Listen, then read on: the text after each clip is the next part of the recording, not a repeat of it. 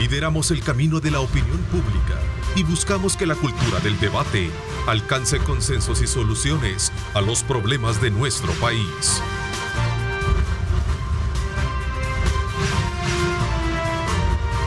Diálogo con Ernesto López, edición especial. Son las 6 de la mañana con 31 minutos, 6 con 31 minutos. ¿Qué tal? ¿Cómo están? Qué placer enorme saludarles. Gracias por estar siempre pendientes de nuestra señal, de estar desde luego muy atentos a toda la programación que llevamos a cabo precisamente desde tempranas horas de la mañana con una cobertura completa de nuestros equipos periodísticos para mantenerlos a ustedes bien informados. Llegamos al viernes 31 de marzo, con esto pues prácticamente estamos abriendo el telón para el periodo vacacional para muchos sectores, especialmente en el área pública. En el área privada pues sin duda alguna tenemos todavía trabajo, pero lo importante es entrar en esa dimensión para poder cumplir varios objetivos: la recreación, el descanso, la espiritualidad, que también es importante ponerle atención. Así es que bienvenidos a una edición más de Diálogo 21, correspondiente a este día viernes. Como siempre, saludo a nuestros panelistas. Tania Pastor, ¿cómo estás? Bienvenida. Gracias. Gracias a Dios. Bien, Ernesto. Un saludo a toda la audiencia de Diálogo con Ernesto López. Un saludo a Walter, aquí a Marvin. Y pues deseándoles que ya estemos con ese espíritu de vacaciones, pero siempre respetando especialmente las normas de tránsito y conducir en buen estado, ¿verdad? Sí, la verdad que por eso hacía énfasis en los tres aspectos, ¿verdad? Descanso, recreación y espiritualidad. Creo que son tres cosas bien importantes que hay que tener. Marvin, bienvenido, gracias. ¿Qué tal? Buen día. Se nota el ambiente de vacación porque hemos traído tonos pastel, ¿verdad? Solo Walter ha venido de Viernes Santo. ¿Cómo se llama? Su color de corbata de Walter, bienvenido también. El moradito. Alusiva a mi movimiento, al Miss Cuaresma. Yo pensé que al movimiento de la Cuaresma, ¿verdad? Sí, claro, por supuesto. Qué bueno, qué bueno. Ya estamos en ese ambiente, ¿ves? Sí, eso es bueno, es bien importante que vayas a confesarte, ¿no? Deberías de ponerle un capuchón morado. Lo hago siempre, permanentemente. Capuchón morado. Aquí Dagoberto te diría, tenés que confesarte. Sí. Saludos para Dagoberto Gutiérrez. Pero después de él. Sí, bueno, también, ¿verdad? Tendría que verse así. Bueno, gracias. Miren, este día, sin duda alguna, quiero poner en relieve para el análisis respectivo de ustedes este nuevo episodio que envuelve a salvadoreños en ese trajín, en ese trayecto de querer encontrar el sueño americano. 7 salvadoreños migrantes muertos en este incendio en Ciudad Juárez, ¿verdad? Esto es en México y cuya propiedad es del cónsul honorario precisamente de México, del Instituto Nacional de Migración, y que de alguna manera pues ha dejado nuevamente al desnudo la situación que viven nuestros salvadoreños, los hermanos centroamericanos y todo aquel que va a su paso por México.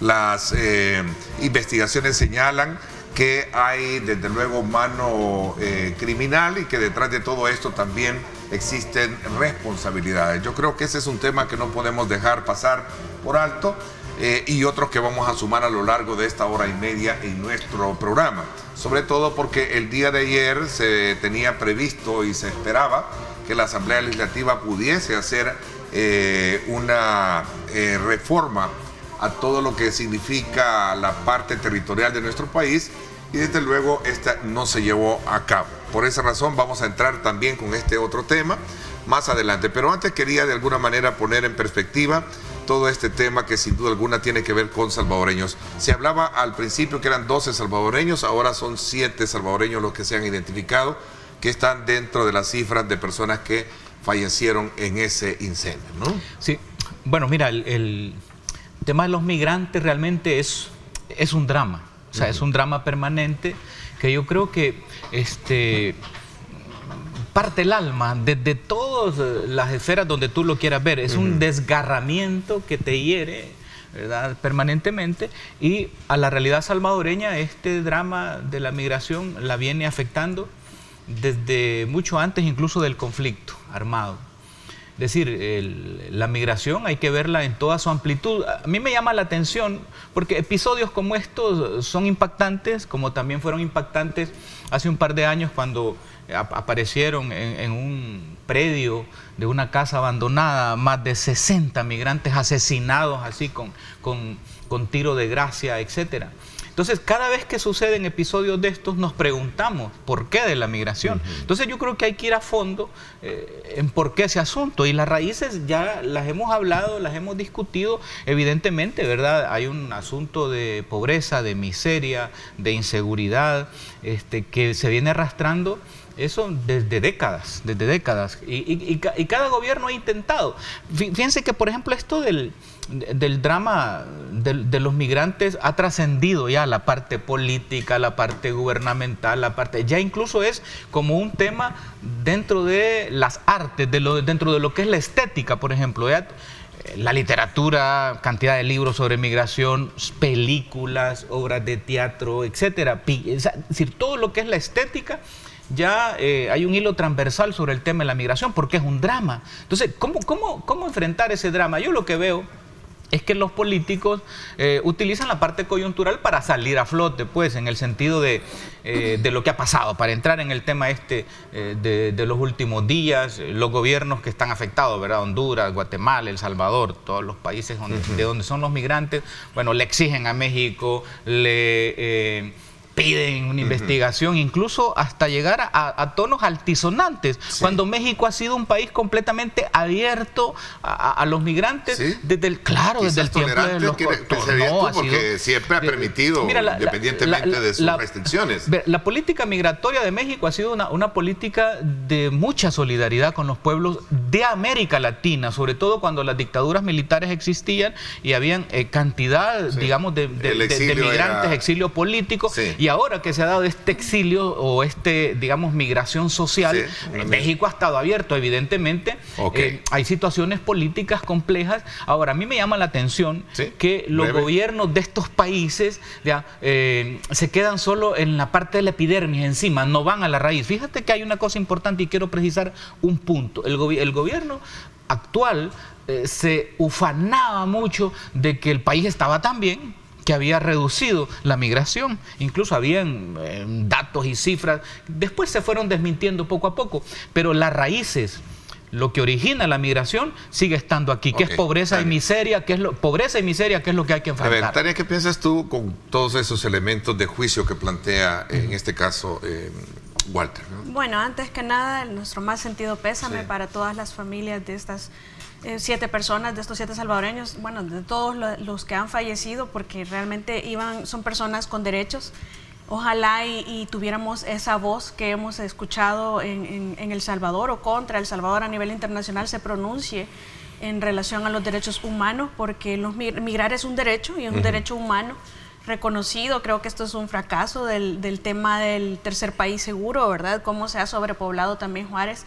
En virtud de toda esta situación, todos los migrantes que vienen huyendo desde Venezuela y en general de todos los países, pero bastante lamentable, especialmente la situación en la que vemos a las autoridades hacerse como si no eran humanos los que estaban adentro, al interior de un lugar que se estaba incendiando, y ni siquiera molestarse en preguntarse, ¿abrimos, no abrimos, qué hacemos?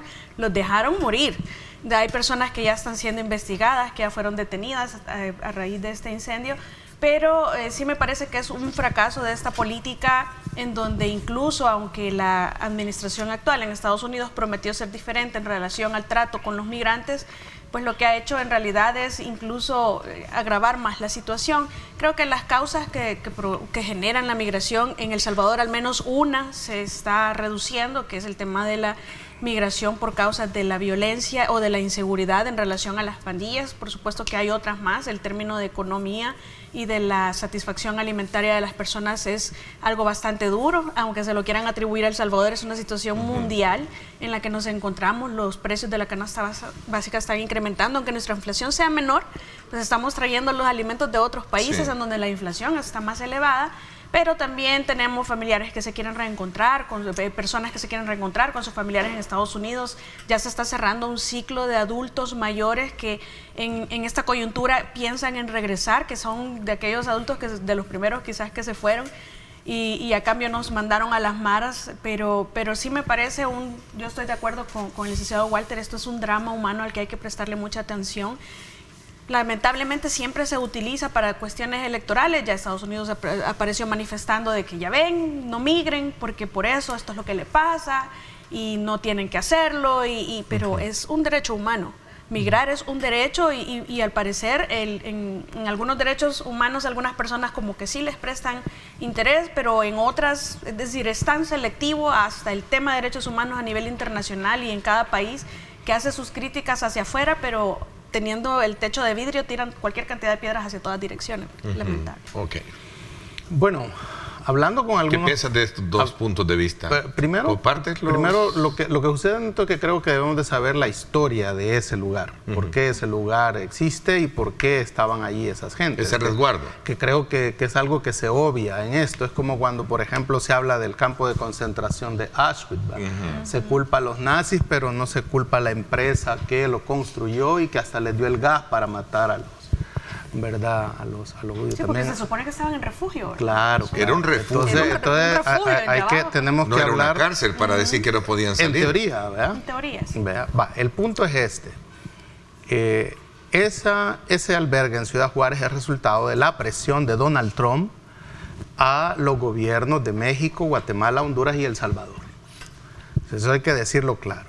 Ese albergue existe porque Donald Trump, cuando fue presidente, presionó en septiembre de 2019 a los 3 gobiernos de Centroamérica, lo que ellos llaman el Triángulo del Norte, por firmar un tratado, un acuerdo, que en este caso lo firma El Salvador en septiembre de 2019, donde nos declarábamos tercer país seguro.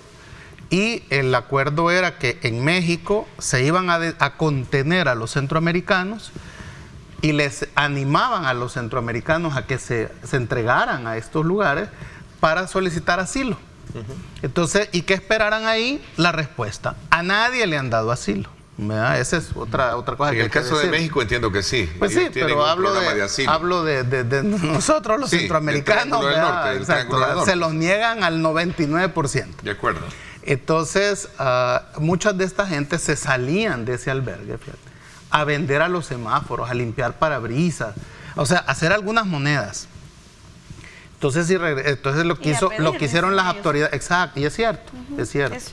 Las autoridades de Ciudad Juárez hacen una redada y los meten a todos ahí y los encierran. Les notifican que van a ser, en base a ese tratado de tercer país seguro, deportados a sus países. Sí, ya venía la deportación. Venía la deportación. Entonces ellos en protesta quieren salirse, sí, pero no les abren porque dijeron, si abrimos estos se van a escapar, ¿verdad? Entonces los encerraron y en protesta comienzan a quemar las colchonetas pensando que así los iban a sacar y vemos ahí, digamos, el resultado triste de los final. Muertos. Ahora, muy buena descripción que has hecho. ¿De qué se puede acusar al gobierno mexicano? Se puede acusar a las autoridades mexicanas, en este caso de Cancillería, depende del Instituto de Migración, ¿verdad? Que tiene que ver eso, y también las autoridades locales que están a cargo, digamos, de prestar esa seguridad pública ahí.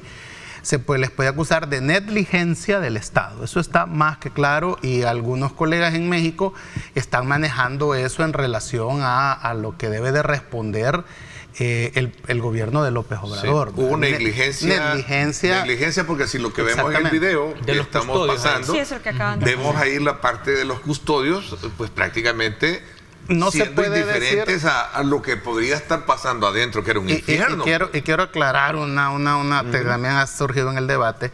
No se puede acusar al gobierno de López Obrador de violación de lesa humanidad o crimen de lesa humanidad, sino que lo que sí se le podría acusar a López Obrador es haber cedido a la presión de Donald Trump, ¿verdad?, de utilizar, de crear estos lugares que incluye la militarización de la frontera, porque en ese mismo acuerdo López Obrador sacó el ejército mexicano a la frontera con Guatemala para contener a los migrantes. De acuerdo. Ahora, alguien me dirá, es que lo que sucede es que Trump lo amenazó con que si no hacía eso, le iba a subir aranceles al aguacate, sí, le iba a revisar el Tratado de Libre Comercio, le iba a generar un problema económico. Entonces López Obrador tuvo que ver entre su economía, ¿verdad?, de sus empresarios, de su gente, y los migrantes centroamericanos, y ahí es evidente que pesó más el interés mexicano sobre nuestra gente. Pero está hablando de presión, estás hablando de presión a México. Yo creo que presionó a todos los países. Sí, claro, los que firmaron.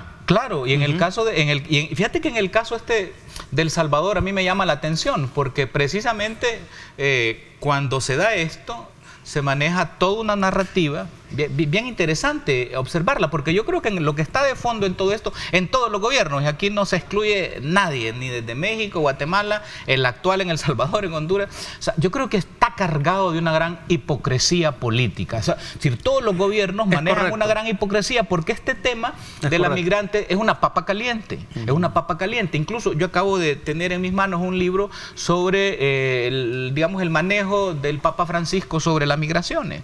En el mundo, por supuesto, una visión global. Y ya hay todo un trabajo, digamos, de organizaciones. Por ejemplo, ahí está el Servicio Jesuita a Refugiados, el Servicio Paulino a Refugiados, de todas las órdenes religiosas, que son las que están más cercanas con estas casas de huéspedes para los migrantes. Entonces, es un tema, sí. Fíjate, pero hay un elemento bien importante que tú mencionaste, Walter, que yo creo que es bueno no dejarlo a un lado, que es el tema del esfuerzo que se ha hecho por establecer polos de desarrollo en estos países, pero aún así siempre hay, digamos, cifras o estadísticas que muestran que la migración no para. Es que mira, porque hay varios factores, como lo hemos estudiado sociológicamente hablando. Es por el salario. Está por el tema, también está el tema nostálgico, ¿verdad? Acuérdate que muchas familias están allá y quieren también tener a sus complementos, ya sea a sus esposas y sus hijos, y tienen que buscar la misma manera de irse. Ahora, el factor de seguridad pública creo que era también otro de los que presionaba eso.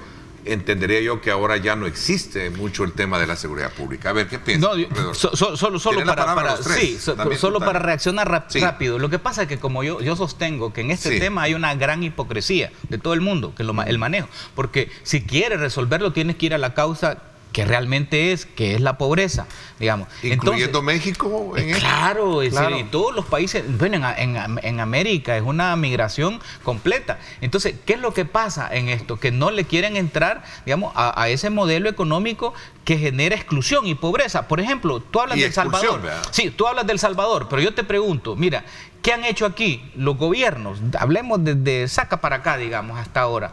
¿Qué han hecho los gobiernos para, digamos, descentralizar las empresas? O sea, aquí todo está concentrado en 20 municipios, pero en el resto del país no hay ni una fábrica, ni una fábrica.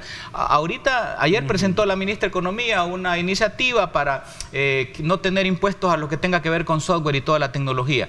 ¿Por qué no se hace una iniciativa para que el que quiera abrir una empresa, que le dé 100 puestos de trabajo en Morazán, en Chalatenango, en Cabañas? ¿Sí? Si todo está concentrado en...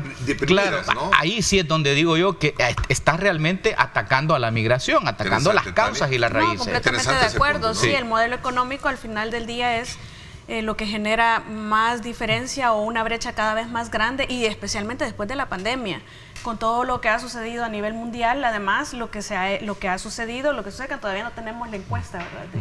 No tenemos los resultados de cómo estamos. Ya hay indicadores, pero todavía no tenemos esos resultados que se hacen en mediciones de pobreza multidimensional para determinar en qué sentido se está empeorando, porque la brecha sí se ha incrementado después de la pandemia.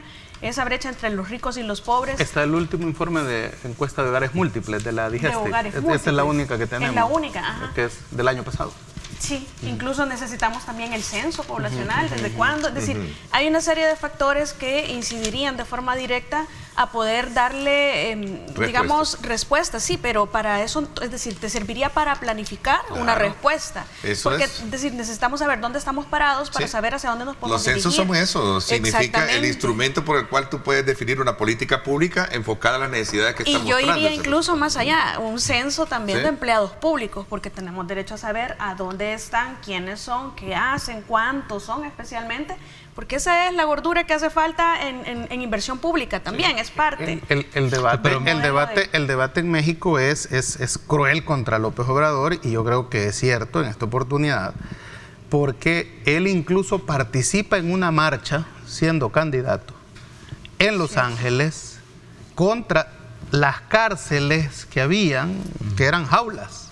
Él participa en eso. Habla, pide la palabra y participa. Una vez siendo presidente, va y acepta todo lo que Trump dice. Entonces, ahí hay una actitud bastante hipócrita. ¿Y por qué ningún gobierno le puede reclamar a López Obrador? Que eso es lo interesante. De los que están ahí, que la mayoría son centroamericanos. Porque López Obrador lo que está haciendo es cumpliendo el tratado que todos firmaron. Que todos firmaron. Entonces, si aquí hubiera un albergue, o en Honduras, en Guatemala, y hubiera sucedido lo mismo, entonces no se le podría reclamar tampoco, porque todos aceptaron hacer eso. Claro. Agarrar a su gente, meterla en estos albergues que rozan la cárcel y tenerlos ahí hasta que les digan sí o no el asilo de los Estados Unidos, y si es no, regresarlos a su país. Y esta gente reclama que tiene más de 6 meses sin una respuesta. Es correcto, es correcto. Entonces, ¿qué es lo que va a suceder con esto? Que ya nadie va a ir a meterse a esos albergues, van a seguir yéndose de manera ilegal y van a tratar de evitar esos albergues. Claro. Primero porque ya, en el caso de los centroamericanos, porque ya saben que no les van a dar el asilo. Y ya saben que eso es para contenerlos y deportarlos de regreso. Y ya saben que las autoridades mexicanas son insensibles frente al dolor de los centroamericanos. Una vida no tiene, digamos, precio. O sea, cabe decir desde el punto de vista de que es invaluable lo que sea. Ahora, lo que hay que ver es realmente qué hacer para poder de alguna manera detener o entretener o facilitar las condiciones para que esto no siga generándose. Es que ese es el punto, Ernesto. El asunto es un asunto modelo. Es un asunto problema de Estados Unidos. En Sudamérica tiene un gran problema. Por ejemplo, Chile tiene un gran problema con los peruanos. Es que el problema con los venezolanos. Costa Rica con Nicaragua. Costa Rica con Nicaragua. Es que el asunto Venezuela es modélico. Europa igual. Mira, el asunto es modélico, porque el modelo económico, si no atiende las causas graves de pobreza, va a seguir migrando.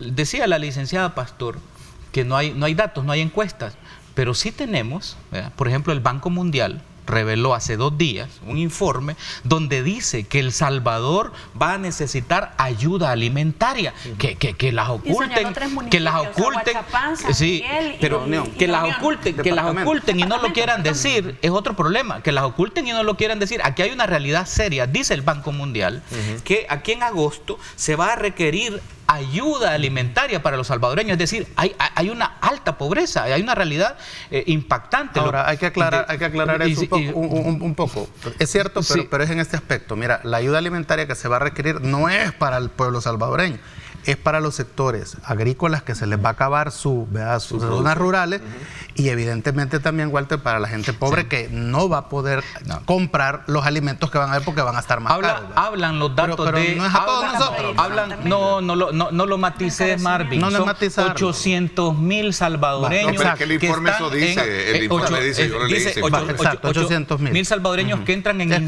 inseguridad alimentaria, que es hambre. Entonces, aparte de eso, le sumas tú, la crisis del frijol, el desabastecimiento, le pones también la crisis del empleo. Es decir, hay una realidad económica agobiante, asfixiante. Entonces hay que enfrentarla.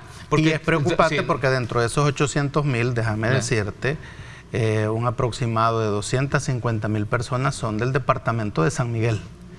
Y ahí hay que generar, no hay que les dar cajas de comida.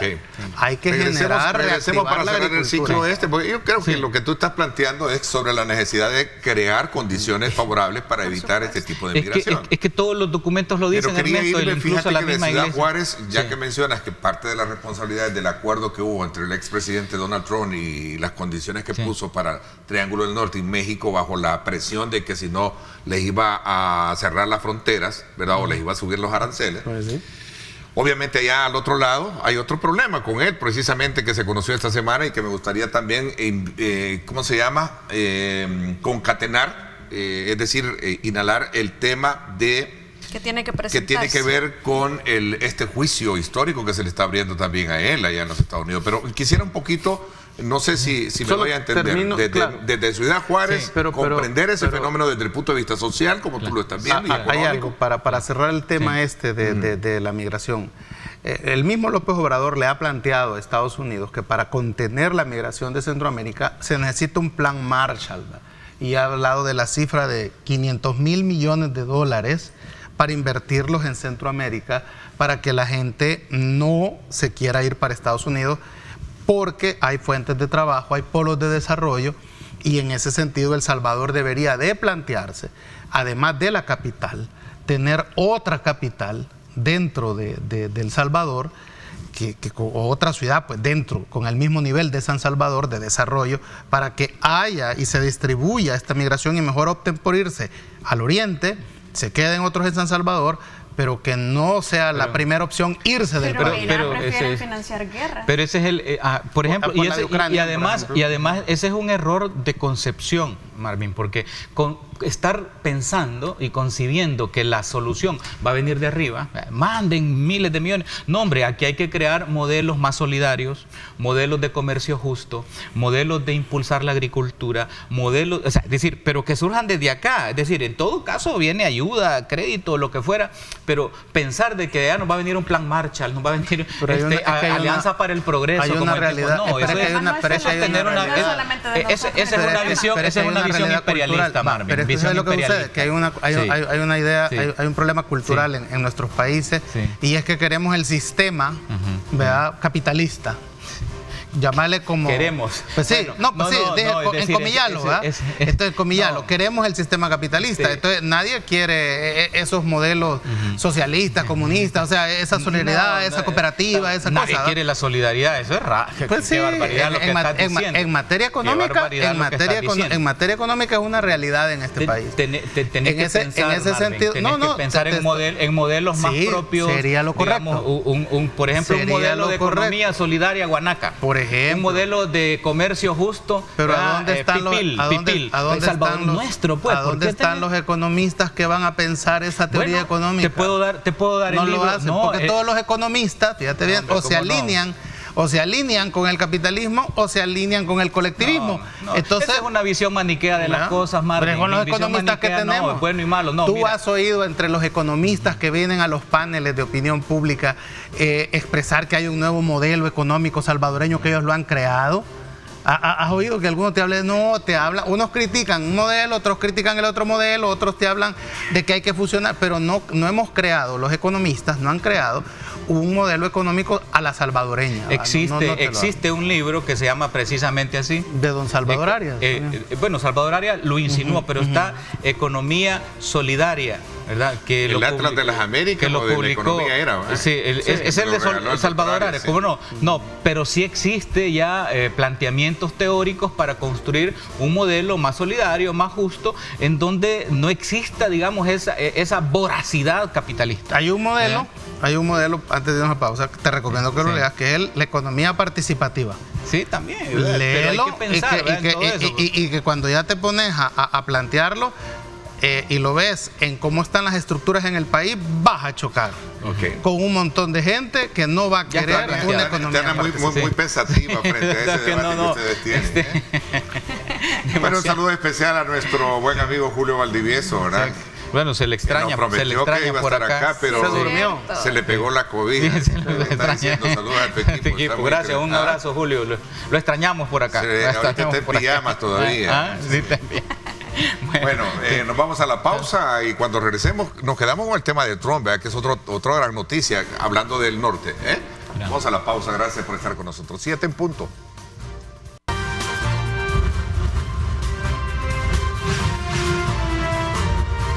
Diálogo con Ernesto López, edición especial.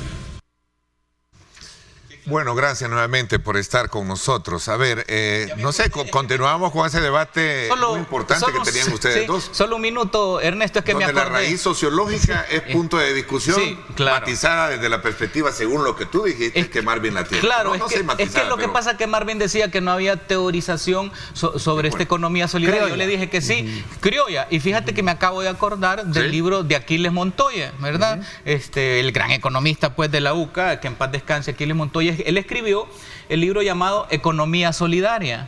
Y ya lo busqué aquí. ¿Pero en qué consiste el modelo que aquí está, mira, economía, precisamente en eso, un modelo donde ¿En la UCA venden ese libro? En la UCA venden, te lo voy a traer. Si no lo compras yo te lo traigo, no sé si está en PDF y te lo mando, pero lo que quiero explicar es que se hicieron varios como experimentos, varios proyectos piloto incluso sobre esta economía solidaria. Suchitoto tuvo en tiempo de la alcaldesa Pedrina, ¿verdad? Tuvieron una especie como de moneda propia. Un ejercicio de moneda propia, que hacían una especie de intercambio. ¿Ya no existe? No, ya no existe, una especie como sí, de... tenían su propio... Ahí en su chitoto turístico y todo eso. Pero sí es posible crear un modelo solidario que vaya, digamos, frenando esa voracidad de ese imperialismo rapaz, capitalismo rapaz, como dice el Papa. Porque sí, así lo dice el Papa, no lo digo yo.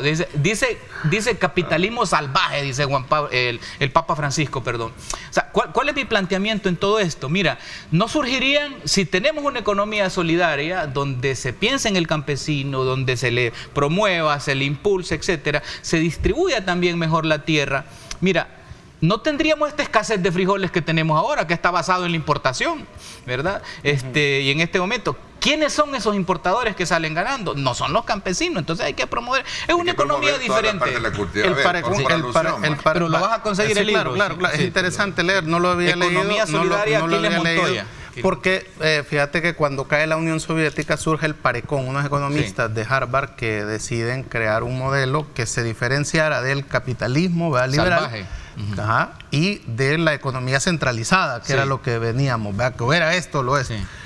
Entonces no sé si el modelo del maestro Aquiles se diferencia, se aparta de esos dos grandes bloques que han existido, que eso es lo principal, y el Parecón, que se le llama así por sus siglas en inglés, que es economía participativa, plantea un modelo muy interesante, tiene mucho que ver con el autoabastecimiento, la sostenibilidad, todas esas ideas de la seguridad alimentaria, de pensar primero en eso, y soberanía, correcto. Entonces, que veo que no se diferencia mucho a grandes líneas, exactamente, a grandes líneas sobre eso. Entonces, el país puede, con economistas, plantear si esta economía participativa, ¿verdad?, con lo propuesto por el maestro Aquiles, podría servir como un modelo económico, porque el gran déficit de la clase política, fíjate, Ernesto y compañeros, es que nadie está proponiendo, todos dicen que todo está caro, y es cierto, que en el gobierno que el Bitcoin fracasó, y es cierto, pero no te están proponiendo un modelo económico alternativo de cómo van a resolver el problema. O sea, que la izquierda tiene, digamos, en este sentido, que plantearnos un nuevo modelo. Sí. La derecha tendría en este país que renunciar a eso que dicen que no existe, el neoliberalismo, para plantearnos qué modelo económico va a sustituir a ese digamos, sistema capitalista que incluso Julio Valdivieso le llama, que es mercantilista, sí, pero que es lo que hemos tenido aquí. Pero hay un elemento que no tocas. Y parece ser que nadie quiere renunciar a eso.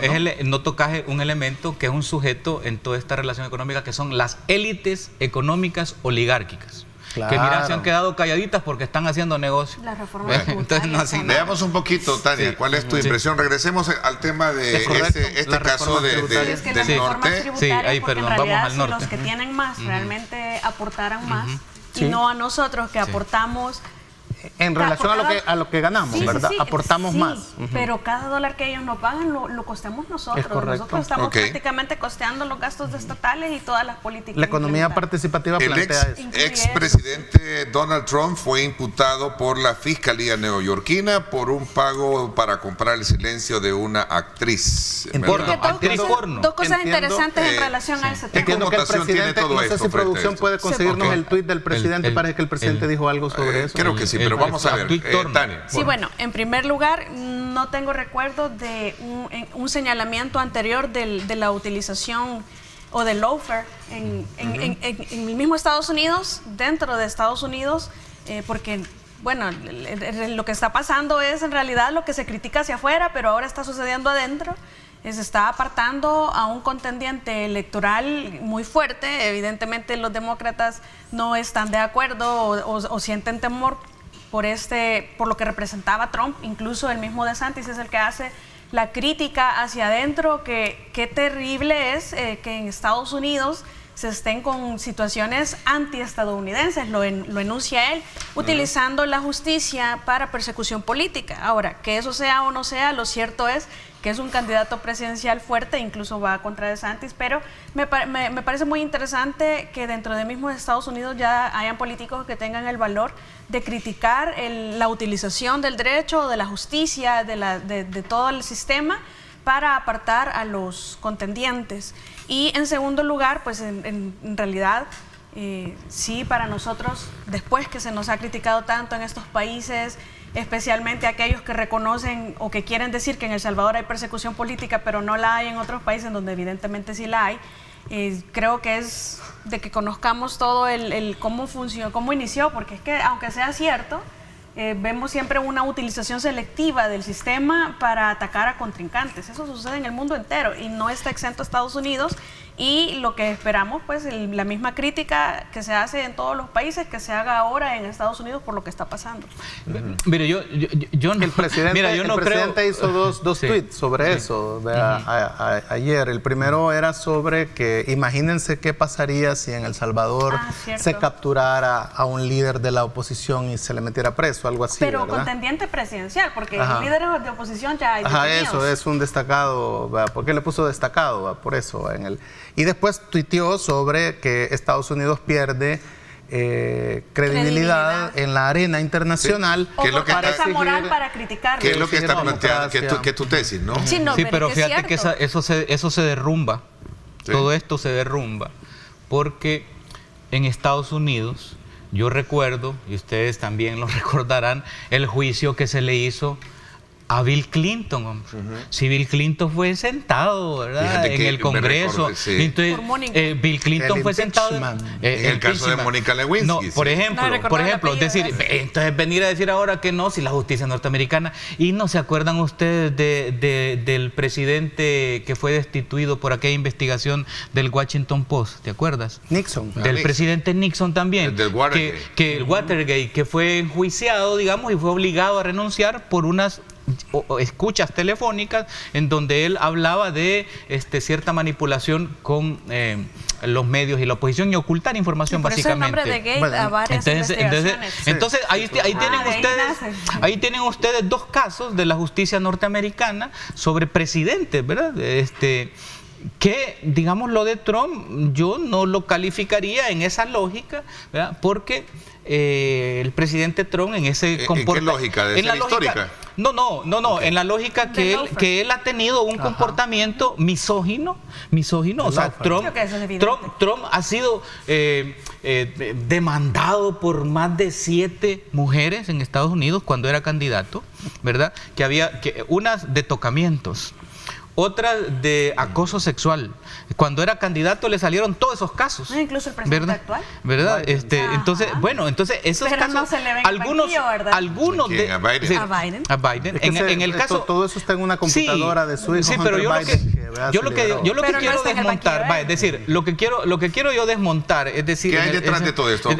Coartarle a él su candidatura. Obviamente con este proceso abierto él no puede participar, entendería yo. Sí, puede.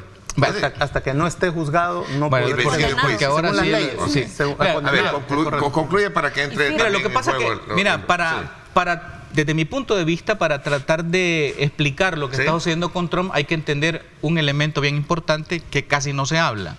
En Estados Unidos se habla mucho del famoso estado profundo, ¿verdad? Steve Date, que lo que está de fondo es una gran, digamos, grupo de grandes familias multimillonarias. Aquí se hablan de 2 familias, ¿verdad? Los Rothschild y los Rockefeller, que ellos estarían detrás de ese gran en realidad son 5. Sí, pero digamos las grandes familias, digamos, y que estarían ellos controlando los hilos del poder político de Estados Unidos. Y que cuando llega Donald Trump, él irrumpe en ese modelo del Estado profundo y que él intenta romper, digamos, los diques de ese Estado profundo.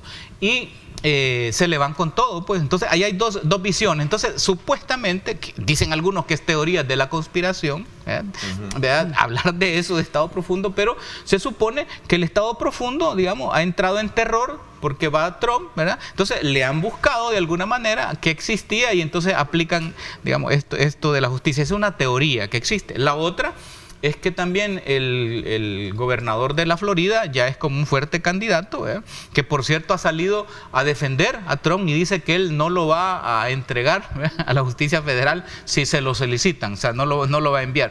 Entonces hay un montón de elementos que hay que analizarlo. Ahora, que el tipo es un misógino, que el tipo racista, xenofóbico, mira lo que xenofóbico y todo, es decir, yo creo que tienen algún momento que ir a la supremacista, es decir, ¿verdad? Para él todo lo que no es blanco es basura, ¿verdad? Entonces, yo creo que no solo la lectura política. Solo si le quitas esas cosas.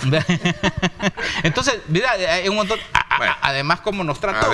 Sí. Vamos a ver. Lo que ha sucedido... Lo cierto es que ¿con qué argumentos puede llevar la política exterior de Estados Unidos, que creo que en ese sentido lleva el tuit del presidente, es que, de no atropellar los derechos de una candidatura que al final creo que por ahí anda la cosa? Seamos honestos. No sé, perdona que sea demasiado especulativo. No, seamos honestos. El tuit del presidente es cierto. El objetivo del juicio es bloquear su candidatura presidencial. Eso lo pongas como lo pongas. O sea, vamos a ver, para mí Trump no debería de volver a ser presidente de los Estados Unidos. Pero ese ya es otro criterio. Para mí, por eso dije, para mí, una persona que nos llamó shithole no debería de volver a ser presidente de Estados Unidos. Eso que hay gente aquí que lo defienda, yo no lo puedo entender. Yo soy latinoamericano y él pertenece a ese movimiento que es el WASP, que es blanco, anglosajón y protestante, que es el supremacismo blanco estadounidense, que solo el que es blanco, anglosajón y protestante es estadounidense. Casi cayendo allá donde los radicales. Hay fotos del Ku Klux Klan. Entonces, dicho eso, no quise decir, pero casi cayendo. Dicho eso, que no es santo de mi devoción, está claro que ese juicio es para bloquearle su candidatura presidencial. Y no solo son los demócratas, es que son también un grupo de los republicanos, porque Donald Trump se vende como un outsider y cuando es presidente, su presidencia fue atropellada. Entonces, los del Triángulo de Hierro, que son los que fabrican armas, le exigieron que hiciera guerra, que invadiera, y él se negó a hacer guerra. Entonces eso va contra los intereses de este grupo financiero que es poderoso en los Estados Unidos. Biden los tiene contentos porque está gastándose, está quebrando a Estados Unidos por mantener una guerra que no van a ganar en Ucrania, por ejemplo, ¿no? Digan lo que digan, le pueden solicitar órdenes de captura intergaláctica a Vladimir Putin, pero no van a ganar la guerra, y esto está más que claro. Entonces, pero Trump, él habla de que él no hubiera hecho la guerra con Ucrania y hubiera resuelto el problema con Putin, por ejemplo. Entonces, tanto grupos republicanos como demócratas lo tienen que bloquear para que no vuelva a ganar la presidencia. Y para eso están usando, obviamente, la justicia. Y Trump, que se pone de pechito, se pone de pechito, porque es más que cierto que le pagó a la actriz porno, para que no se callara, Stormy Daniels, creo que se llama, a través de sus abogados, para que en 2016 no dijera que había estado en una reunión con él, o en una orgía, o no sé en qué. Pero ponerle polo tierra a Marvin, polo tierra eso, es decir, el presidente de El Salvador se lleva bien y tiene anuencias con Trump y no con los demócratas. Cuando tú haces ese cruce de hilos, es evidente, pues, los tweets que se han mostrado, que se va a apoyar. Entonces ahí yo creo que pero eso no le quita verdad a que lo están... Los anteriores presidentes han estado plegados a otros. Claro, bueno, y otros lo han... Exactamente, pero en este momento... Aquí hubo uno que dijo, él es mi amigo. Bueno, otro besó la bandera. Y otro besó la bandera. Por eso, pero actualmente... ¿Qué beneficia más al actual gobierno de El Salvador? Bueno, que esté un republicano tipo Trump y no los de Biden, que están con la presión de los derechos humanos. Vamos a ver, lo cierto es que detrás de todo esto hay que esperar el juicio, al final, como tú dices, ¿verdad? Solo hasta que esté, digamos, condenado. Oído y vencido en juicio. Podrá quedar inhabilitado. No, pero no, si está imputado. Fíjate que revisando yo revisaba, estaba ayer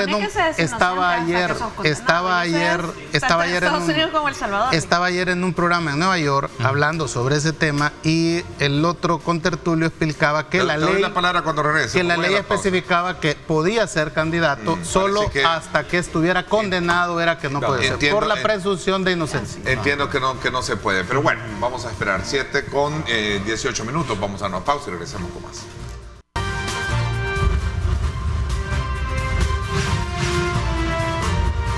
Diálogo con Ernesto López, edición especial.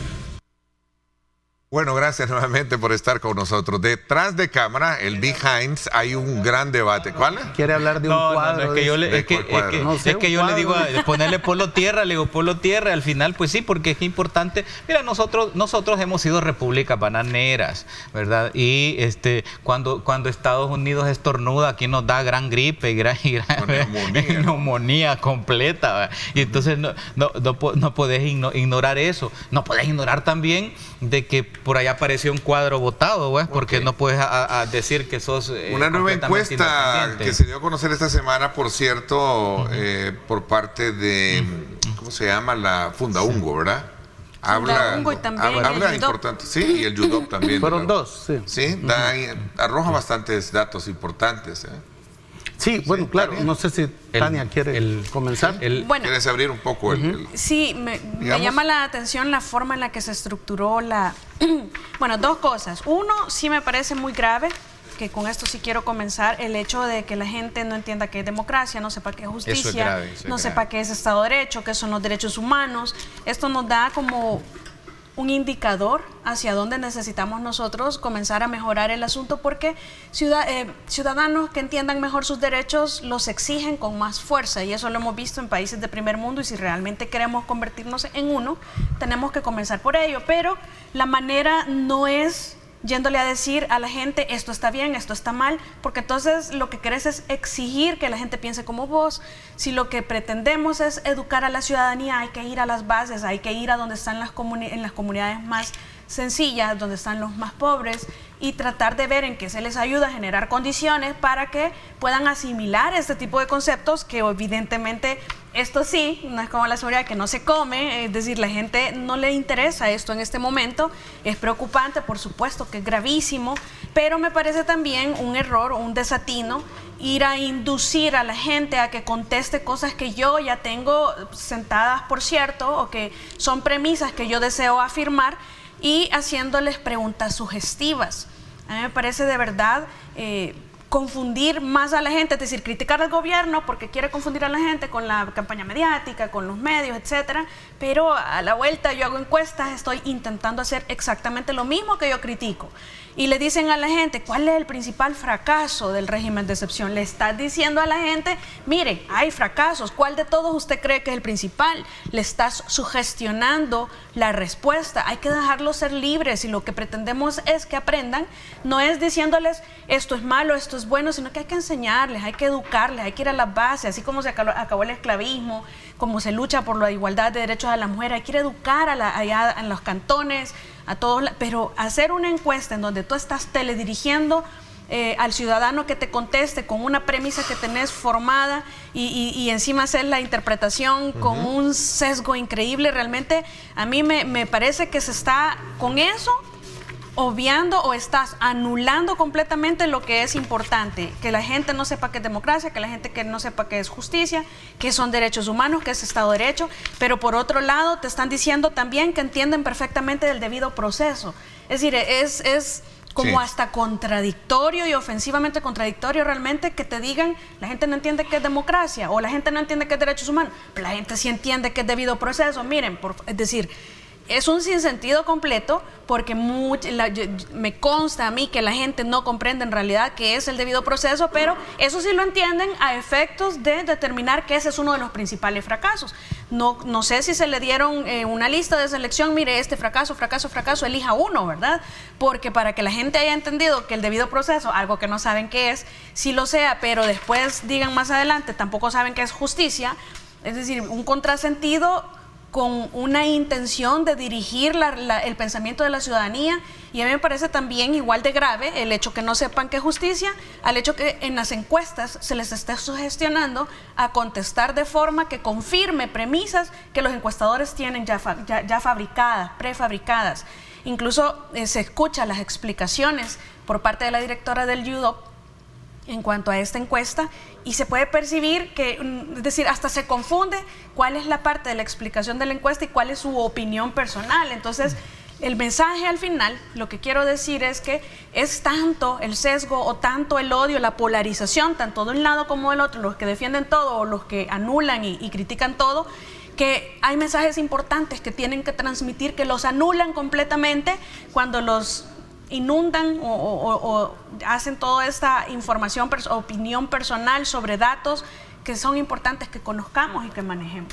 Bueno, yo sobre la metodología quiero explicar que existe, ¿verdad? Un instrumento, protocolo en esto de las encuestas, que parte de una hipótesis, y el plantearse una hipótesis no es ningún sesgo, es decir, tú te planteas una hipótesis y la vas a ir a confirmar o no confirmar en el desarrollo de la investigación. Ese es un parte, digamos, dentro del ejercicio académico. Pero lo grave de esta encuesta, para mi punto de vista, es los resultados te arrojan que hay una completa ignorancia sobre temas, digamos, derechos humanos, leyes, funcionamiento del Estado, etcétera. Entonces, ¿qué hacer ante una realidad que te abofetea, digamos, de tal manera que te explica los niveles en cómo está la sociedad salvadoreña? Por ejemplo, a mayor desconocimiento de tus derechos, a mayor conocimiento de tu realidad y tu entorno político, eres más presa de la manipulación. Es decir, si tienes desconocimiento de tus derechos, evidentemente te los van a violentar y no te vas a dar cuenta, incluso hasta los vas a aplaudir que te los están violentando. Entonces, aquí demuestra lo que hemos venido hablando siempre de, bueno, el origen, ¿no? Si el huevo o la gallina, ¿a dónde vamos? Volvemos al tema de la educación. O sea, hay que hacer, es decir, parte de la solución a todo este entramado en el que nos encontramos permanentemente es que tenemos que ir a la educación, y eso pasa, bueno, por el modelo mismo del sistema educativo, donde tienes que comenzar a profundizar con todos estos temas, a enseñar, a hacer una educación. Fíjate, cuando yo trabajé en la Corte Suprema desarrollamos un programa que se llamaba Educación Judicial Popular, y íbamos a las escuelas de Soyapango, invitábamos abogados destacados, por cierto, algunos de los que estaban en el programa con nosotros fueron después magistrados, y explicábamos charlas así a los estudiantes el funcionamiento de ese tipo de cosas, pero es la educación, porque a mayor formación, menor manipulación. Entonces tú puedes pensar, bueno, pero entonces a los gobernantes, a los que detentan el poder, les interesa que la gente se mantenga en la ignorancia, ¿verdad? ¿Para qué? Para seguirla manipulando. Entonces, es un asunto bien interesante. Yo creo que los datos lo que están revelando es una realidad fuerte, cruda, cruel, ¿verdad? Que nos dice, y ahí también puedes tener muchas explicaciones de la migración, etcétera. Entonces, los datos que te arroja la realidad es, bueno, un país completamente urgido de una necesidad de una gran transformación, de una revolución en la educación. Hay algo que hay que decirlo, la encuesta viene a confirmar la posición que yo he mantenido a lo largo de este año en torno al estado de excepción, que eso me parece correcto, y eso no es porque yo sea un iluminado, sino que es porque cuando hablas con la gente y vas al territorio, Illuminati. Sí, te das cuenta que es lo que la gente dice. Entonces, lo que uno debe de hacer de alguna manera en estas plataformas mediáticas es recoger el sentimiento de la gente, ¿no? Dejar que la gente hable, ¿verdad? Y escucharla y transmitirla aquí. Sí, la gente está de acuerdo con el estado de excepción porque ha sentido que eso ha contenido a las pandillas, y eso lo hemos dicho que está bien. Pero a la par, si tú te acuerdas, hemos dicho que esto no autoriza ni faculta a nadie a violar los derechos humanos. Y en el caso... Menos a dejar morir personas. Exactamente. Entonces, cuando hablemos de la gente muerta en las cárceles, el 88% no está de acuerdo con eso. 88%. Claro. Y aquí quiero hacer algo puntual de lo que hablábamos al principio del programa.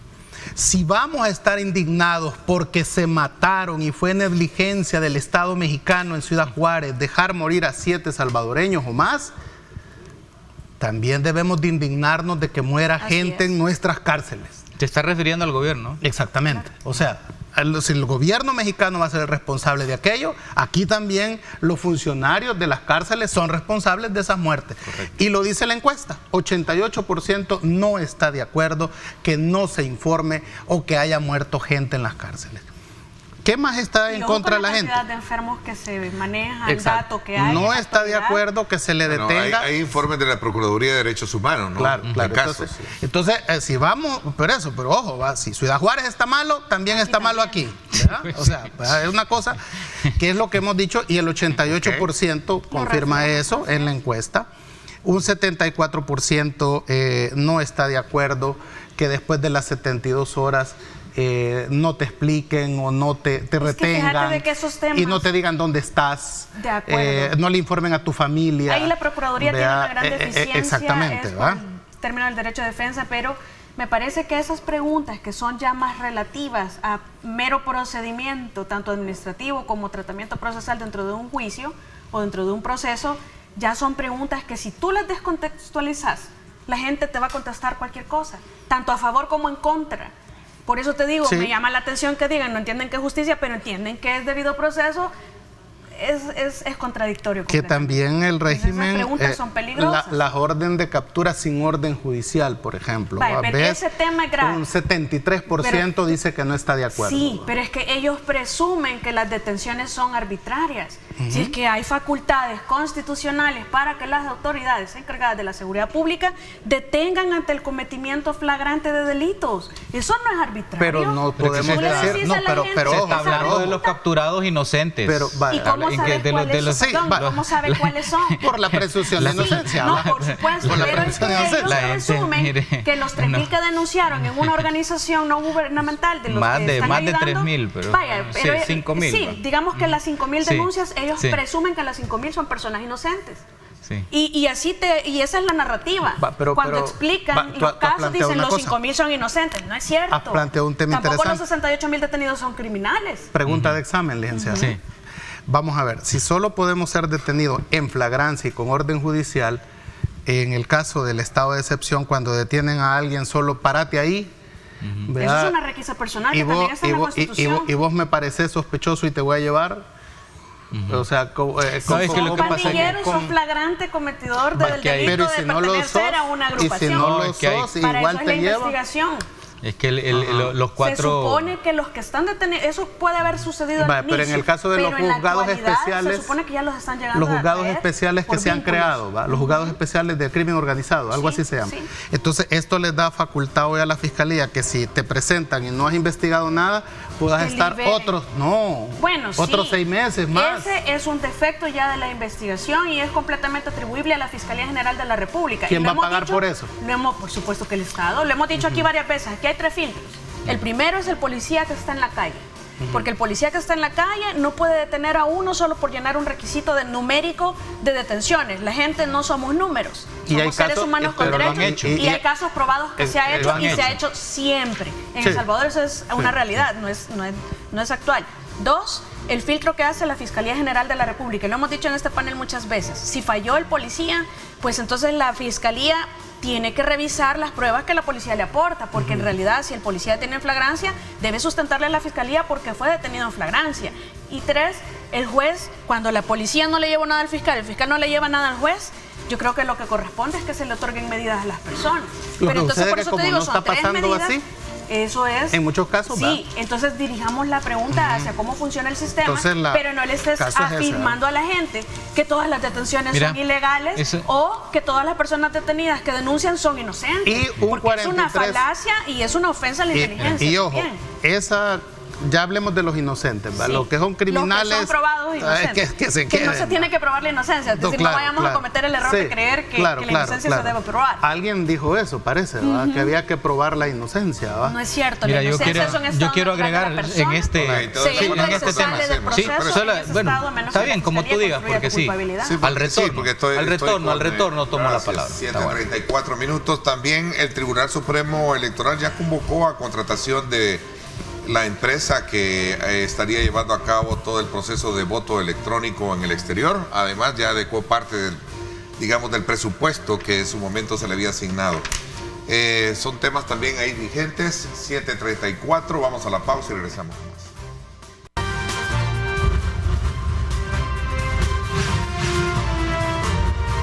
Diálogo con Ernesto López, edición especial.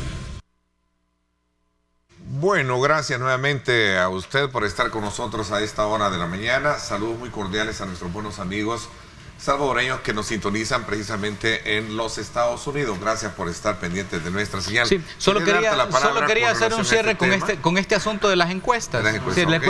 Yo creo que las encuestas hay que tomarlas, estudiarlas, reflexionarlas y buscar qué tipo de elecciones nos dan. A mí me llama, porque las encuestas también tiran muchas luces, pero también sacan bastante de las cosas oscuras que no se pueden ver, digamos, en el día a día de las noticias. A mí me ha sorprendido sobremanera las declaraciones del cardenal de la Iglesia Católica Romana, Gregorio Rosa Chávez, cuando él dice que poco a poco se va conociendo la cara oscura del régimen de excepción. O sea, una frase de un cardenal, ¿verdad?, representante de la Iglesia, ¿verdad?, que por cierto tiene un papel muy destacado en la Iglesia Universal. El Papa Francisco le delegó a Rosa Chávez que atendiera el diálogo entre las dos Coreas, por ejemplo, para que vean el nivel geopolítico donde se mueve. Y que el cardenal Rosa Chávez diga eso, de que se están conociendo la cara oscura del régimen, eso es lo que sale en las encuestas. Bueno, pero eso es lo que sectores han cuestionado, pues, el tema de las capturas arbitrarias. Exactamente. Y las encuestas lo reflejan. Sí, y las encuestas lo están reflejando. Entonces, yo lo que siento a veces es que hay como una línea discursiva de atacar al mensajero y no ponerle atención al mensaje. Okay. En este caso el mensajero es el que hace la encuesta, el encuestador, ¿verdad? Pero hay encuestas de encuestas, evidentemente hay encuestas que son mucho más académicas y otras que son menos académicas, eso está claro. Pero hay que ponerle atención a lo que brota de ahí, a lo que brota. La gente de alguna manera estamos escuchando ahí esa realidad. Aquí evidentemente el régimen de excepción ha dejado una estela de violación a derechos humanos y tú no puedes despreciar derechos humanos. Pues, en ese caso. Lo que sucede es que yo pienso que lo mismo sucede, esas son las posiciones extremistas y polarizadas a las que yo me refiero, porque lo mismo podemos hablar desde la otra posición, es decir, tú no puedes hacer este tipo de críticas y a la vez no hacerlas desde la posición desde donde se critica, porque pasa exactamente lo mismo. Lo que sucede es que cuando hablamos, esto no es nada nuevo, el lado oscuro siempre lo hemos discutido en este panel, hemos criticado a los ausentes y a los que salen a manifestarse de una forma, según nosotros, inapropiada, por ejemplo, ¿dónde está la Procuradora de Derechos Humanos en este asunto? Pero lo cierto es que no se hace esa ponderación que realmente sí amerita, porque cuando nos dicen, miren, nos hacen creer que tenemos que renunciar a nuestras garantías con tal de tener seguridad, en esta coyuntura sí es necesario. Y esa es la ponderación cuando nosotros vemos, bueno, ¿qué nos salía más caro? Si lo queremos ver en términos de democracia y en términos de personas, que es la parte más delicada en mi opinión, porque se supone que los estados somos contratos sociales para salvaguardar el interés primordial de la persona humana, pero entonces venís y me decís que vale más la democracia que la vida de las personas. La democracia en El Salvador nos ha pagado con muchos muertos y con mucha corrupción. Entonces, nos pagó la democracia con inseguridad que nos costaba más de 4,000 personas anuales muertas. Entonces, al final del día, la inseguridad en la que vivíamos, la que nos tenía con la democracia incipiente en El Salvador, si lo queremos ver en términos de autoritarismo o democracia, salía más caro en términos de vidas, en términos económicos y en cualquier medición que lo queramos ver. Era más caro tener afuera a estos pandilleros matando gente que si los tenemos adentro, porque personas inocentes siempre mueren y eso es responsabilidad absoluta del Estado, en eso no lo vamos a negar. Pero los muertos inocentes, estando estos pandilleros afuera, eran más, aunque se escuche crudo, que se escuche feo, porque siempre son personas que están falleciendo y que debería de ser el Estado el garante de salvaguardar sus vidas, de garantizarles absolutamente todo, pero lo cierto es que ningún Estado en el mundo puede garantizarle ni el 100% de ningún derecho, ni de la vida siquiera. En otro país no pasa y tampoco pasa en El Salvador, no ha pasado nunca. Entonces la inseguridad sí nos costaba más caro que lo que nos cuesta ahora. Hay algo que yo quiero decir, es lo que tú estás diciendo es grave, pero es una realidad. Es una realidad. O sea, yo no te culpo en el sentido de que lo que estás diciendo no debería de decirse ni privilegiarse, pero es una realidad. Pero es una realidad. para la audiencia, porque ahorita que te estaba oyendo, yo estaba entendiendo que frente a democracia y libertad, restringir derechos y violar derechos, pues es mejor que tener la democracia y la libertad. Y no quiere decir que no tengas que trabajar en función que la gente ahora, entienda eso. pero hay algo que dice la encuesta de la UCA, que el vicerrector lo decía cuando la presentaba, que me parece a mí interesante, y es que dice que es falsa esa dicotomía. Claro. No es falsa. Claro que es falsa. Lo que él dice, vamos a ver, lo que él planteaba, la dicotomía de ¿querés libertad o querés seguridad? Derechos ¿verdad? humanos. Derechos humanos, ¿verdad? Entonces la gente, esa dicotomía que no es cierta, que no debería de existir, es que no es una realidad. También. Sí, es pero una realidad. Marvin, Bueno. a ti te han vendido la ese idea debate, de que tenés derechos suspendidos. Claro. Pero ese debate, el rector debe de darse cuenta que la gente ha optado por sacrificar derechos humanos, porque es una realidad, Walter, sacrificar derechos humanos, la libertad por tener la seguridad. Entonces, si esa dicotomía falsa se ha dado, ha hecho así. Ahora, ¿dónde está la causa del problema? Que la misma UCA lo establece. El desconocimiento de los ciudadanos sobre aspectos básicos en la forma de gobierno, los derechos y todo eso, es que tenemos que volvernos, y voy a usar el discurso del padre rector de la UCA en una graduación hace poco, ¿te acordás? Dijo, debemos de plantearnos los profesores, ¿qué hemos hecho mal? Porque muchos profesionales de la UCA, y voy a expandirlo, ¿no? Muchos profesionales en este país anteponen su comodidad, ¿verdad? Su salario, su puesto, su superación personal a derechos. Renuncian a eso. Entonces, ¿por qué la gente no conoce? Yo estoy y estaré siempre a la par de los maestros que están luchando por una pensión digna, porque se la merecen, nos la merecemos. Pero los maestros, si ahorita hay una crisis donde la gente misma dice en las encuestas que el 60% dice que la reforma de pensiones está bien, eso pasa porque los maestros en las escuelas allá no enseñan los derechos. Eso pasa porque hay una máquina. Momento, yo tengo la palabra. Hay libertad de cátedra. Hay libertad de cátedra. El maestro en el aula, es dueño, ¿no? Todos hemos sido profesores. Y yo uso la libertad de cátedra cuando he sido docente. Entonces, tenés ese compromiso moral como docente de explicarle a tus alumnos sobre los derechos, explicarles por qué y que hay que pelear por eso. Prestaré la guitarra. Yo quiero 2 minutos porque quiero explicar. Uno te va a dar. Pero bueno, porque necesito explicar. Porque después no nos podemos quejar de que la gente no sepa eso y que la dicotomía falsa haya escogido como ha escogido. Esa es una realidad. Está bien. Mira, yo lo que quiero explicar 2 cosas. Primero a la licenciada Pastor y luego a Marvin. Bueno, primero, yo no creo que Rosa Chávez sea extremista.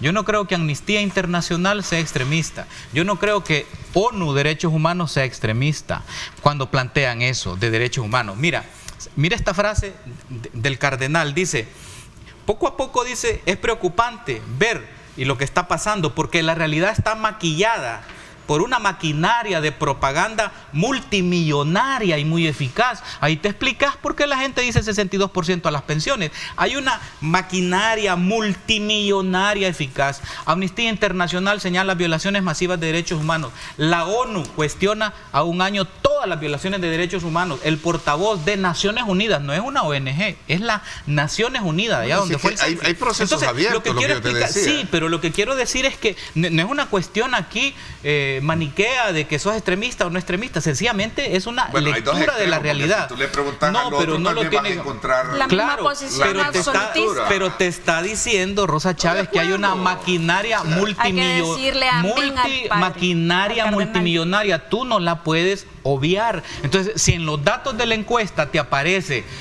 elevado, entonces tienes que entender que hay una maquinaria que hace que la gente sea manipulada en ese pensamiento porque hay una realidad que es adversa. Entonces, yo lo que creo es que no podemos obviar ese tema. Eso es lo que yo quiero plantear. Ok. Interesante. 7:45. ¿Quieres comentar por alusión, Marvin?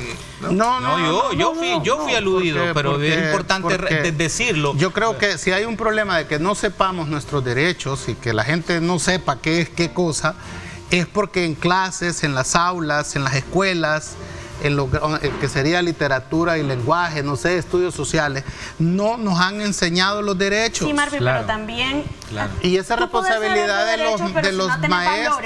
valores. Claro. Claro. conocimiento De también acuerdo, de pero, derecho. pero hay que Este es el enseñarlo. lugar, el problema. Hay que enseñarlo. Entonces, hagan esa mea culpa también los maestros, como la hizo el rector de la UCA. No hay que hacer mea culpa, hay que hacer una revolución educativa, eso, con valores, con principios, equitativa, etcétera. Y esa Una revolución educativa hay que hacerla. Y esa revolución incluye guillotina en la Plaza Libertad, porque No, es una revolución educativa donde clamo tengas guillotina. más maestros, que mejores la escuela. Eso tienes que hacer, ¿verdad? Porque aquí parece que no es eso la prioridad. No hay una prioridad social, es lo que yo estoy observando. Ok. a sabiendas que el Fíjate de que guillotinador a acaba uno los- guillotinado, yo Sí. me haría A uno cargo de la los detenidos, guillotina. yo creo que sí es cierto Sí. la falta de información hacia los familiares de las personas detenidas, que eso debe denunciarse completamente, pero también es cierto que a pesar que el derecho de defensa es una de las garantías que están suspendidas, el derecho a tener conocimiento del por qué se detiene, a nombrar un abogado de su confianza o a que el Estado se le proporcione a uno de forma gratuita,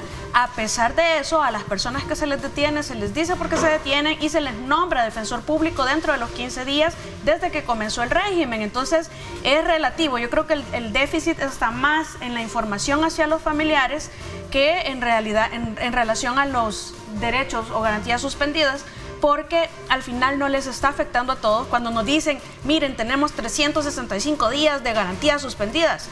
En el papel es cierto, pero en la realidad no se está viviendo eso, pero se vende eso a nivel internacional y eso viene a estar en los papeles porque le creemos todo a los denunciantes, que muchos de ellos son familiares de pandilleros, otros muchos son personas realmente inocentes que se han visto involucradas por una u otra razón, pero al final del día creo que el mensaje importante es siempre para las autoridades, hay que seguir depurando con prontitud y responsabilidad a todos aquellos que por alguna razón fueron detenidos, vinculados a estructuras, pero que no tienen ningún vínculo, apresurarse en las investigaciones. Voy a la pausa, no me cambie y regresamos ya casi con las conclusiones de los temas que hemos abordado este día. Pausa.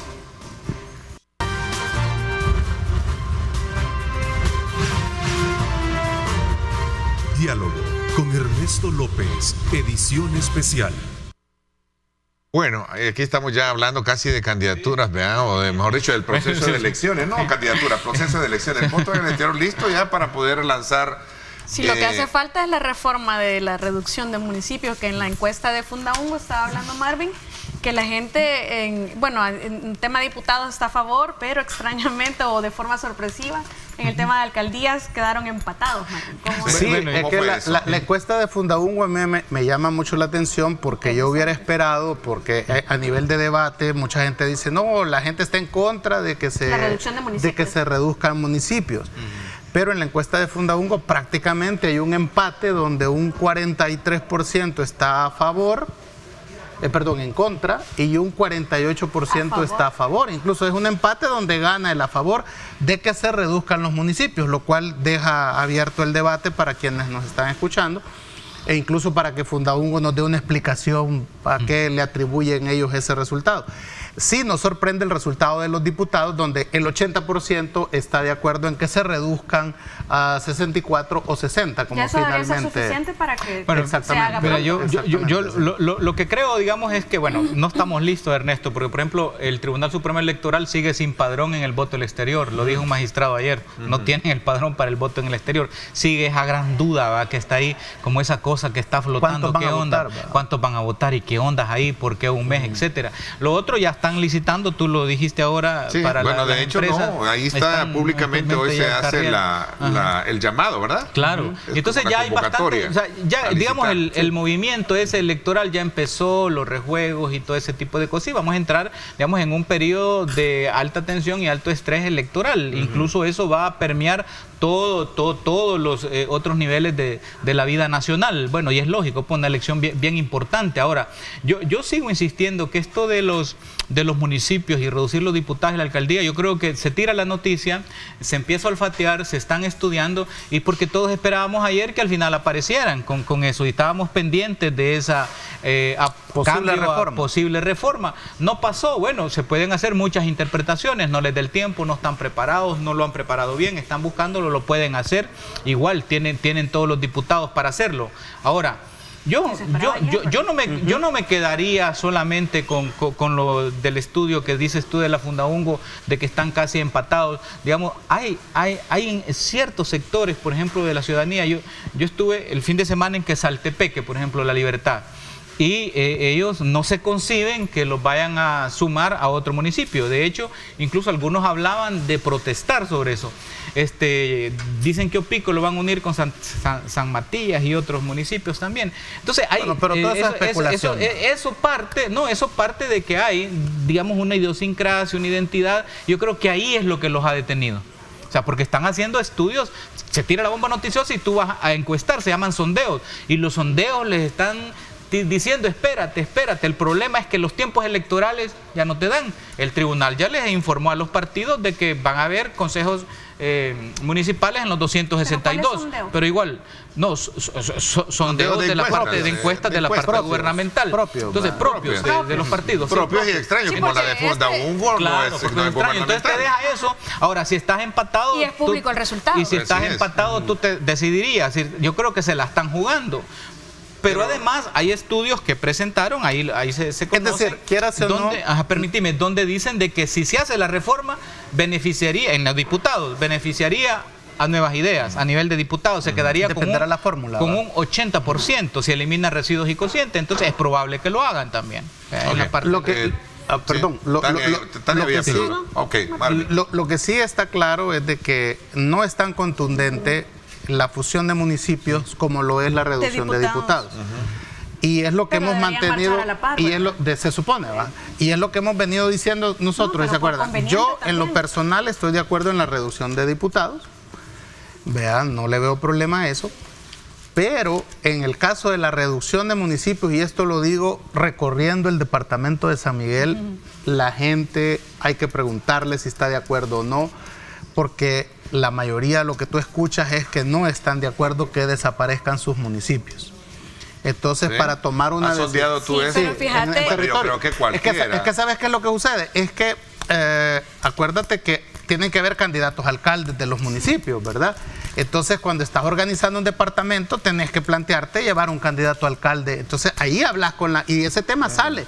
¿Qué tan cierto es que se van a reducir? Entonces, lo que hacemos nosotros son cavilaciones de cómo quedaría el departamento con municipios, porque tiene 3 distritos. ¿Cuál sería la forma más exacto, en la que podrían atreverse, y qué municipios serían las cabeceras, si los más poblados, que tendrían que ser las cabeceras, ¿verdad? O los menos poblados se van a fusionar con los más poblados. Entonces, y esto cambiaría obviamente el panorama, porque ya tendría que haber un candidato a alcalde por 5 municipios, no 5 candidatos. Pero también a mí me parece importante que si se hace esta reducción, debería de hacerse ordenando que previo a la ejecución o ya a la materialización de esta reducción se hiciera un censo poblacional para poder determinar, porque esta tendría que ser como la base técnica para determinar la cantidad. Es decir, o sería al revés, tendría que haber primero un censo poblacional, así lo dicen los expertos en materia electoral, para poder determinar la cantidad a la que vas a reducir. Mira, yo creo que como diputados. Yo creo que eso tiene que hacerse o tiene que hacerse. Creo que Marvin ha calibrado mal la parte de los diputados. La parte de los diputados. No ¿Ha hecho malas cuentas? No, ha calibrado mal, porque él no puede apoyar la reducción de diputados, porque al reducir diputados los que pierden son residuos y cocientes. No, es que y entonces entiendo que vas por San Miguel, entonces los residuos no quedan. Ha calibrado. Reducir la personalización y la ocupación para cuestiones de candidatura. Él entendió mal. Reducir diputados no equivale a eliminar cocientes y residuos. Eso no lo he dicho. Así es, no. Señores, el tiempo. El otro viernes no venimos, ¿verdad? Sí venimos. Estamos bien. Les agradezco muchísimo. Gracias por habernos acompañado. Y por supuesto, vamos a estar siempre atentos a todo el desarrollo de la actividad de verano que vamos a tener. Recuerden, descanso, recreación y espiritualidad. Gracias, pasen bien, y como siempre recuerden lo más importante, amar a Dios sobre todas las cosas. Sí. Lideramos el camino de la opinión pública y buscamos que la cultura del debate alcance consensos y soluciones a los problemas de nuestro país.